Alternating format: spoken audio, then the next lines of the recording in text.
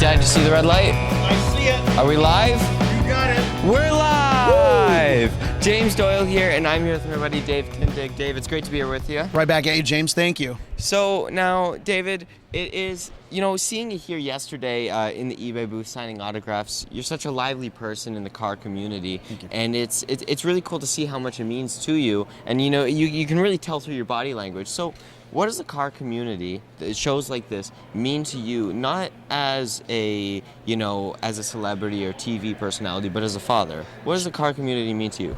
Well, actually, my entire family actually works with me, which is really quite fun. My son, Drew, my daughter, Bailey. Bailey's actually quite the guru when it comes to like marketing and stuff. She's actually the one that designs and develops all of the apparel that we sell and does all the marketing, the website design.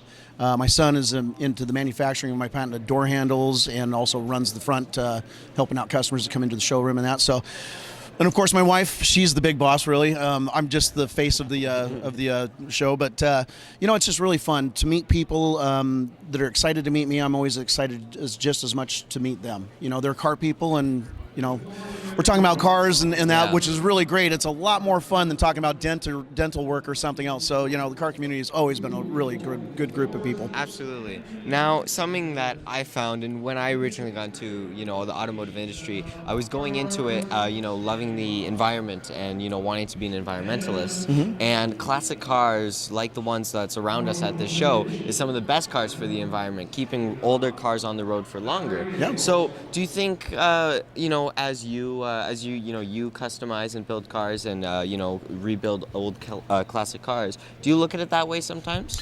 Actually, there's a couple of different ways that I look at it. When I'm building a custom car, there is some people that think that the car should stay stock. And of course, I always say there's an ass for every seat. In my opinion, honestly, even modifying a car, you're still keeping the car alive. Exactly. And so for me, it's a lot more fun to put a modern drivetrain in the car, make it a little bit more efficient, a lot more fun to drive, a lot more power and that kind of stuff. For me, I love the whole industry. Classic cars really, I hope they never go away. And it's funny is because their technology is changing so much, with hybrids and electric vehicles and that kind of stuff now.